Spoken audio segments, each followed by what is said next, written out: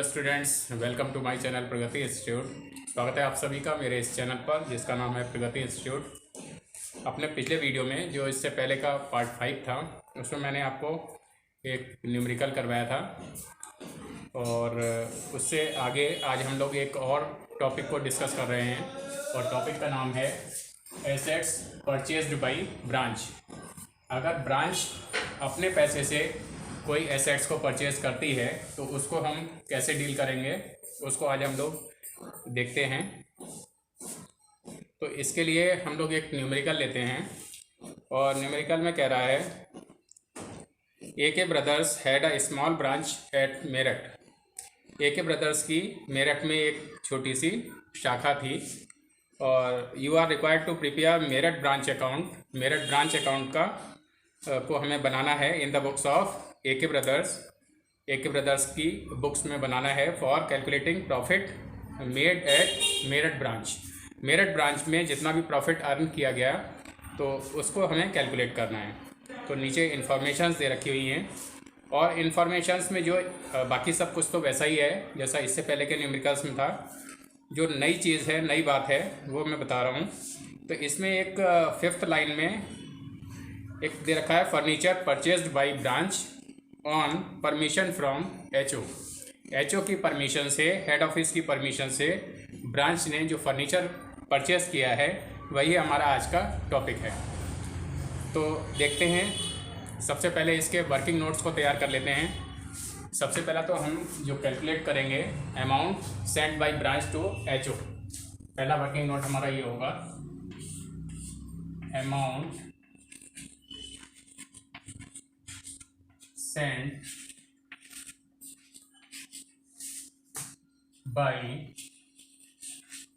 branch to HO। Head office को जो amount हम सेंड कर रहे हैं, हम मीन्स ब्रांच, तो उसको हमें निकालना है। तो इसमें सबसे पहले तो जो हमारा कैश सेल दे रखा होगा, कैश सेल जो 4th लाइन में दे रखा है क्वेश्चन में, 4th इंफॉर्मेशन दे रखी है 90,000 रुपीज़ की, तो उसको लिख लेंगे कैश सेल्स और ये दे रखा हुआ है 90,000 का। अब जो इस क्वेश्चन में मैंने अभी जो स्पेशल बात बताई थी, जो विशेष बात बताई थी कि furniture purchase by the branch on permission from HO, 1200 रुपये का फर्नीचर ब्रांच ने परचेज़ किया है हेड ऑफिस की परमिशन से। तो उसकी अमाउंट को हम यहीं पर, ये जो अमाउंट निकाल रहे हैं send by branch to HO, इसी में से हम इस फर्नीचर की अमाउंट को लेस कर देंगे। जितने रुपए का फर्नीचर ब्रांच ने परचेज़ किया है हेड ऑफिस की परमिशन से, तो लेस फर्नीचर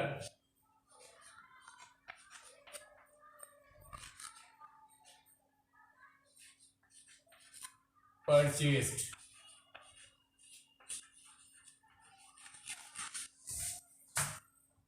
और ये किसने परचेज किया था? ब्रांच ने किया था। तो ब्रैकेट में चाहे अपने समझने के लिए हम लिख सकते हैं बाय ब्रांच। और ये कितने रुपए का था, ये हम कॉस्ट प्राइस पे ही दिखा रहे हैं और 1200 रुपीज़ का था, तो 1200 रुपीज़ इसमें से लेस कर देंगे तो ये हमारा आ जाएगा, लेस कर दिया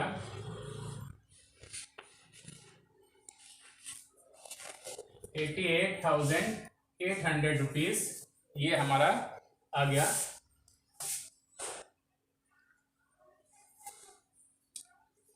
ये हमारा कौन सा आ जाएगा, कौन सा अमाउंट आ गया जो ब्रांच ने हेड ऑफिस को भेजा है। तो एक तो ये जो हमारा जितने का फर्नीचर हमने परचेज किया था उसको हम क्या करेंगे, हमने मीन्स ब्रांच ने जो परचेज किया था तो उसको हम कैश सेल्स में, यानी जो हम अमाउंट हेड ऑफिस को भेजने जा रहे हैं उसी में से फर्नीचर की कॉस्ट को कम कर देंगे। 1200 रुपये हमने ये कम कर दिया। तो अब हमें कितना भेजना है, 88,800 रुपीज़। तो एक तो ये वर्किंग नोट हमारा बन गया। और सेकेंड है, फर्नीचर का हमें क्लोजिंग बैलेंस निकालना है। फर्नीचर का क्लोजिंग बैलेंस यानी at the end of the year, वो नहीं दे रखा हुआ है, उसको हमें निकालना है। तो देखते हैं इसको। सेकेंड जो वर्किंग नोट है वो कैलकुलेशन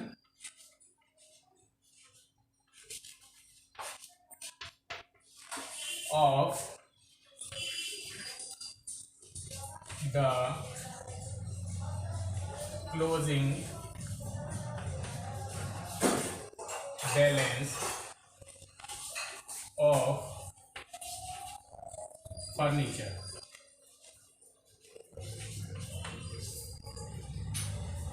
फर्नीचर का क्लोजिंग बैलेंस हमें निकालना है। तो इसके लिए जो ओपनिंग बैलेंस दे रखा है फर्नीचर 1 अप्रैल 2015 को दे रखा है 2000 रुपीज़ का। तो सबसे पहले तो वो लिख लेंगे, फर्नीचर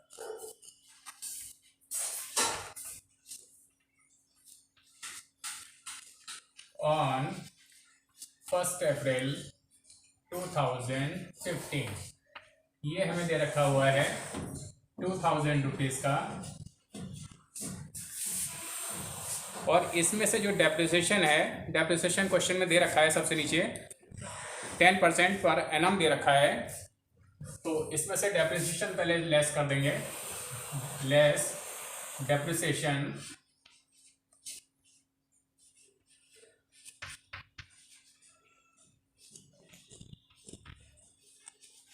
और डेप्रिसिएशन 2000 पर 10% है, 10/100 कर लेंगे। 20 से 20 लेस हो गया, ये कट हो गया और 200 रुपीज़ ये डेप्रिसिएशन आ गया। तो ओपनिंग बैलेंस में से ये डेप्रिसिएशन हम जो है लेस कर देंगे पहले, तो हमारा बचेगा 1800 रुपीज़। और इसमें जो कॉस्ट ऑफ फर्नीचर है जो हमने परचेज़ की है हेड ऑफिस की परमिशन से, ब्रांच ने परचेज़ किया है, तो वो 1200 रुपीज़ का जो है वो इसमें ऐड कर देंगे। उसकी हमें कोई डेट नहीं दे रखी है कि किस डेट को ये फर्नीचर परचेज़ किया था, तो इसलिए इसका डेप्रिसिएशन हम कैलकुलेट नहीं कर पाएंगे। तो इसको हम ऐसे ही लिख देंगे, प्लस कॉस्ट ऑफ फर्नीचर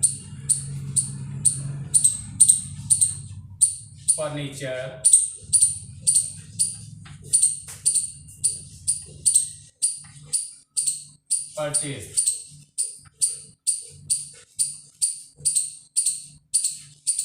और ये हमारा था 1200 रुपीज़ का, इसको हम ऐड कर लेंगे, ये प्लस का मैंने इधर साइन नीचे लगा दिया है, और ये हमारा आ जाएगा 3000 रुपीज़। ये हमारा किस डेट को बैलेंस आया, ऑन 31 मार्च 2016 को ये वाला बैलेंस आ गया। और तो ये वर्किंग नोट सब तैयार हो गए और अब हम लोग इसका ब्रांच अकाउंट बनाते हैं। वेल स्टूडेंट्स, तो वर्किंग नोट्स तैयार हो गए और अब हम लोग इसका जो ब्रांच अकाउंट है उसको बनाएंगे। तो सबसे पहले तो जैसा पिछले वीडियो में मैंने आपको बताया था कि ऊपर कौन कौन सी लाइनें लिखते हैं ब्रांच अकाउंट बनाने से पहले, तो उसको देखते हैं। किसकी बुक्स में बना रहे हैं वो लिखेंगे, इन the books of AK brothers,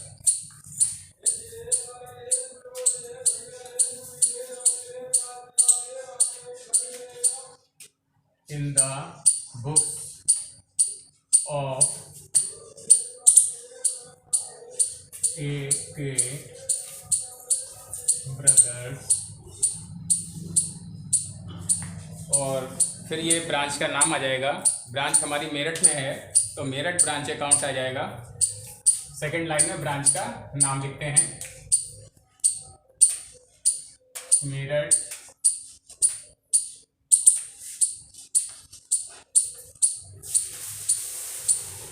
branch account.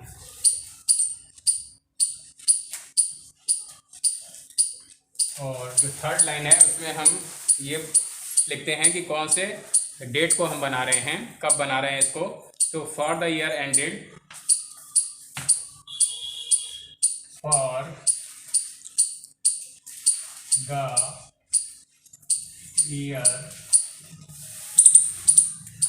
ended at 31st March 2016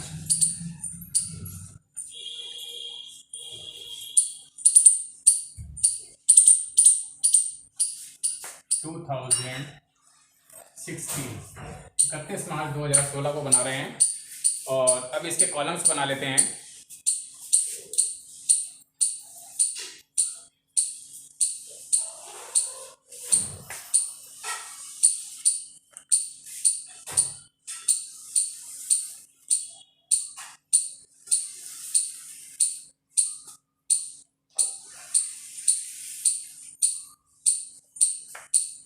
और अब इसके बाद इसमें सबसे पहले जो ओपनिंग बैलेंसेस ऑफ एसेट्स हैं, और एसेट्स हमारी कौन कौन सी है इसमें, एक तो स्टॉक है और फर्नीचर है। तो opening balance of assets debit में लिख लेंगे to opening balance of assets. Columns के नाम मैंने नहीं लिखे हैं, तो वो आप चाहे लिख लें। इसमें पर्टिकुलर्स हो गया, अमाउंट, पर्टिकुलर अमाउंट लिखें चाहे ना लिखें, ऐसे लाइन लिख के भी बना देंगे तब भी कोई दिक्कत नहीं है। ओपनिंग बैलेंस ऑफ एसेट्स दे रखा है इसमें, तो एक तो हमारे पास स्टॉक है और एक फर्नीचर है।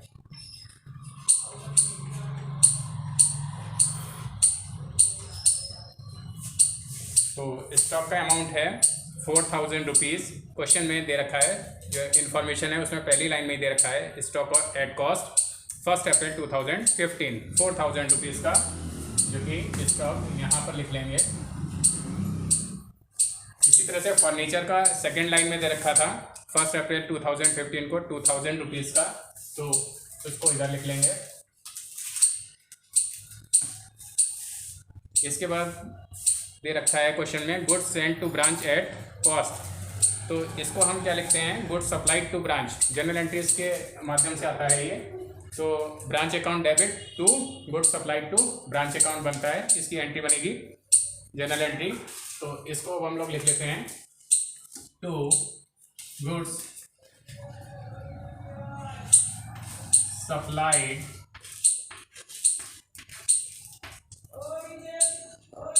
To branch account. और ये हमारे पास दे रखा हुआ है 60,000 60,000 रुपये का दे रखा है।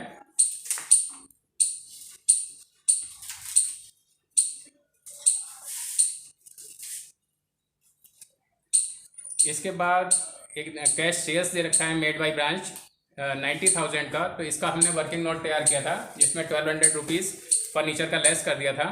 तो इसकी एंट्री क्या बनेगी, cash account debit to branch account बनती है। जो कैश हेड ऑफिस को जो भी अमाउंट मिलता है ब्रांच से, ब्रांच जो भी अमाउंट भेजती है, तो उसकी एंट्री बनेगी cash account debit to branch account. तो इधर हम पोस्टिंग जब उसकी करेंगे तो बाई कैश अकाउंट इसकी पोस्टिंग आ जाएगी, और अमाउंट आ जाएगा जो हमने फर्स्ट वर्किंग नोट में कैलकुलेट किया था 88,800 रुपीज़, वो आ जाएगा।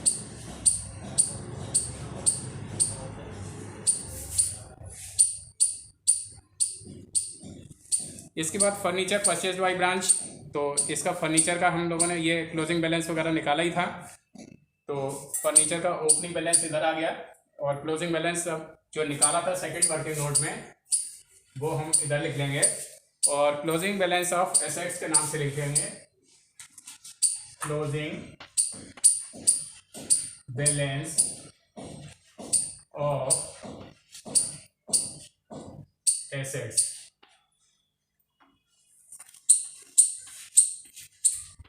इसमें दोनों एसेट्स थी, एक स्टॉक था उसका भी क्लोजिंग लिखेंगे, और फर्नीचर का जो हमने कैलकुलेट किया था सेकेंड वर्किंग नोट में वो लिखेंगे, और फर्नीचर का जो क्लोजिंग बैलेंस था वो हमारा 3,000 रुपीज़ था।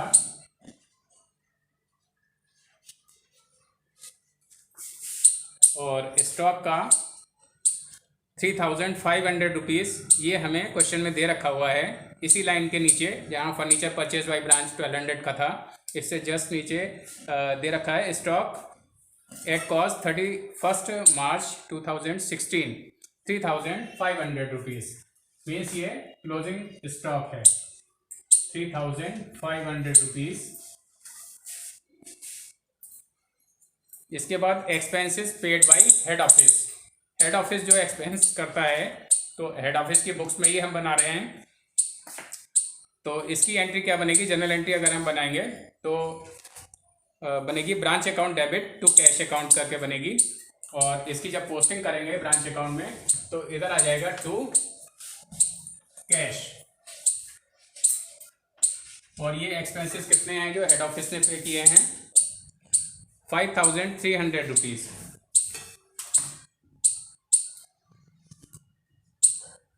5,300 रुपीज़, 5,300 हो गया। और ये इसी लाइन से जुड़ा हुआ है। तो इस तरह से ये सारे अमाउंट जो है पोस्ट हो गए, इधर क्रेडिट साइड के भी और डेबिट के भी सारे हो गए। और अब हम लोग इसका रिजल्ट फाइंड आउट करते हैं, प्रॉफिट हुआ या लॉस हुआ। तो फ्रेंड्स इसके जो टोटल थे वो हमने लगा लिए।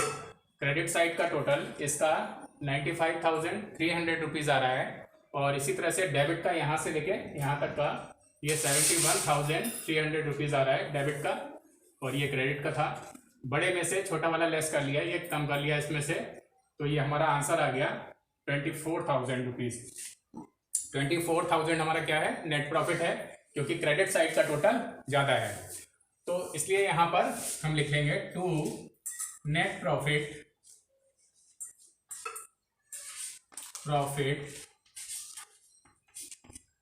ट्रांसफर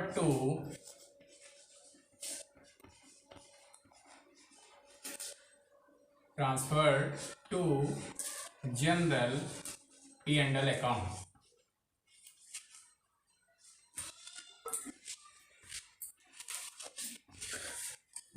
और ये हमारा जो आंसर आया था 24,000, उसी को यहाँ पर लिख लेंगे।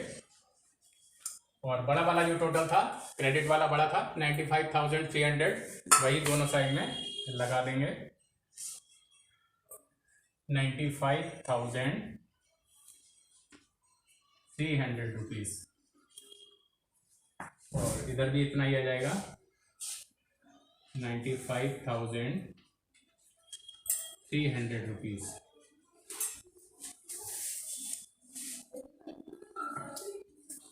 तो स्टूडेंट्स ये न्यूमेरिकल था, ये पूरा सॉल्व हो चुका है।